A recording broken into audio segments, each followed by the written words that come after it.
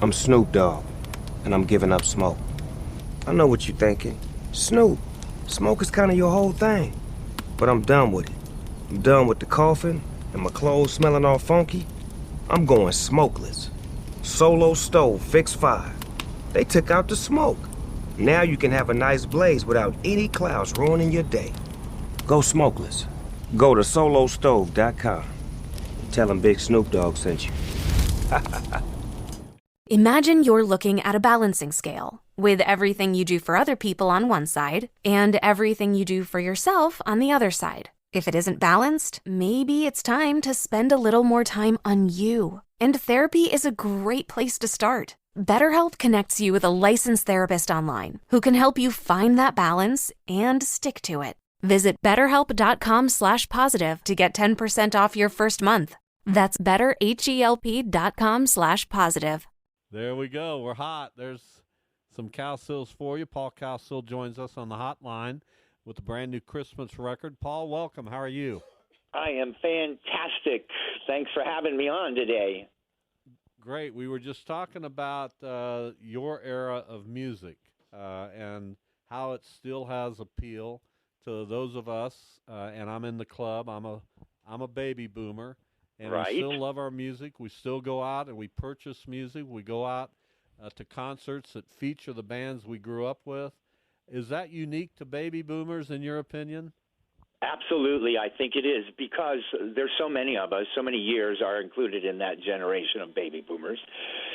And we never had MTV. We didn't have VH1. There was none of this downloading or any of this. Like what you said in your pre-thing there was that we would hear a radio, we'd hear the song, we'd go and get the album, and usually before we even played the album, we'd read the album, and there was all sorts of liner notes and this and that, and I miss it. I miss the touching of the albums, of the music, and reading up on how it might have been done, or just all the stuff that goes with the hard copy. I was told, Omnivore, our record company, said, yeah, it's going to be a digital download only. And so I said to the president, I go, well, where do I get it? And he goes, download it. Anyway, you can go to Omnivore and get it, the EP, and you can download it from them. But it is a different world out there, and I think that our people are, like what you were saying, they went, they heard it, they got the record, and then they had to go see the band. And I talked to a lot of audience members, and they're all saying, this is the way I want to end my musical career, with going to a concert, and they're still doing it, and God love them all, because I've gone to the lobby after the people are already in their seats, and the walls are just littered with, chairs and walkers and remote chairs, and it's incredible to see what our people go through, so they can go to the concert and they can be there live and see this all live. Do you think, Paul, that nostalgia is a little bit of a double-edged sword? Because obviously you want to grow as a musician and try different things and be creative. I'm talking about musicians in general. I'm sure you probably fit into that category as well. But a lot of people who grew up with the music want to hear the songs that they grew up with. So how do you try to evolve while also pleasing that segment of the audience that is kind of there for the old hits? Yep, and it's a double blade, because the thing is, gosh, how do I say it? I'm tongue-tied right now. What was the exact question again? Just the nostalgia and how do you grow as a musician when you're tied so much to your musical past? Well, what you have to do is keep writing. And keep moving on personally in what you feel music is to you. However, if somebody calls us and goes, guys, we want you to do a show, we want it to be 20 minutes, we want your 5 hits, and that's it. Well, we're happy to do that as well, because we're nostalgic for those times as well. Look at, when we're doing a concert with the whole band and not like on a Happy Together tour, we try to sneak in songs off of rhythm. And we'll even say, hey, if anybody needs to go to the bathroom, go ahead. We're going to do an original song, And for whatever reason, though, our people, they clap for the new stuff. Although they love the old stuff so much, they're still open-minded enough to hear what they're wanting to hear. And I think if you're giving them that, then you're accepted whether you're doing new stuff or old stuff. Talking with Paul Cowsill from the band, the Cowsills. They've got a brand new Christmas offering out called A Christmas Offering from the Cowsills, which I'm sure is doing extremely well. I'm always curious. We talked early in the show when we announced that you were going to join us about the number of musical groups that were tied to family. And we mentioned the Jacksons and several others, the Partridge Family, the list goes on and on. Was that just kind of a thing in that era, or how did the Cowsills form and come together and decide that, hey, we're going to give this a shot? Right. Well, back in the 50s, when even the older guys were really young rugrats, my mom was an angel at singing. And she just took Billy, who was our oldest brother, and, loved singing so much that she taught him how to harmonize. And then they were harmonizing together. And then our dad was in the Navy for 30 years. He comes back from some trip and brings a guitar and gives it to Bill. And Bill just picked the way out. This is well before Elvis, Elvis was happening, but he hadn't hit it big. I mean, we're talking 50s. And it just kind of went from there, And so then Bill, looking for somebody, he saw Bob, and he taught Bob how to play the guitar. And then those two would go around, just singing together at the church socials, the regular start places. And so then, all of us started getting interested in that. And, of course, the Beatles finally did come, because we were doing hootenannies and folk music prior to the Beach Boys, honestly.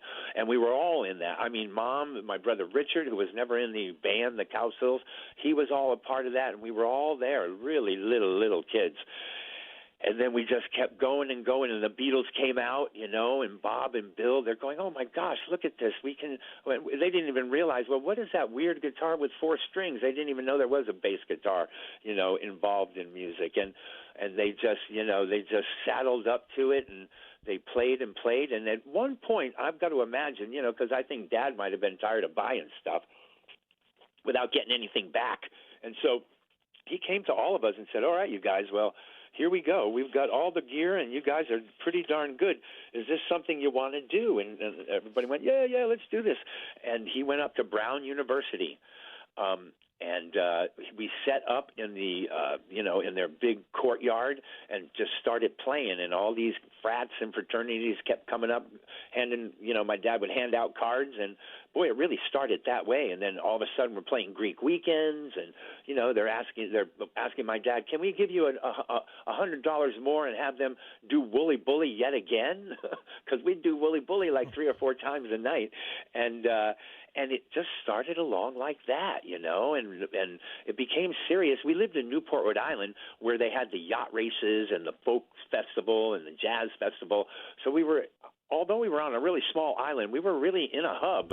And, we were playing clubs around Newport, and, people from the Today Show happened to be in for the yacht races.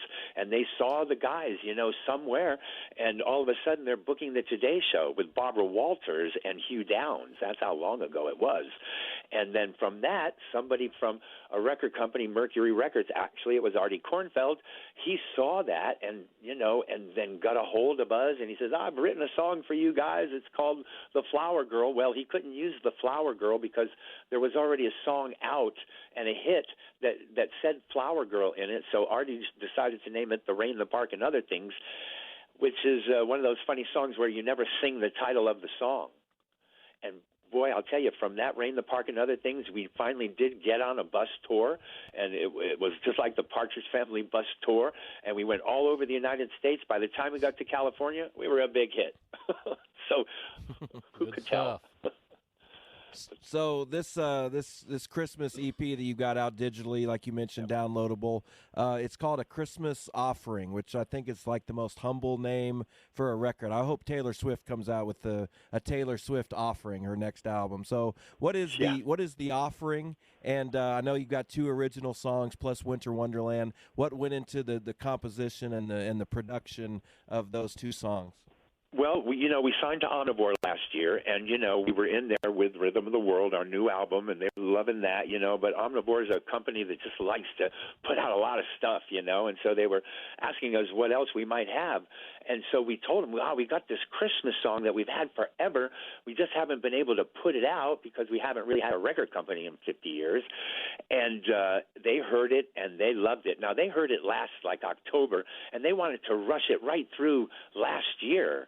And we hadn't even mixed or mastered it yet.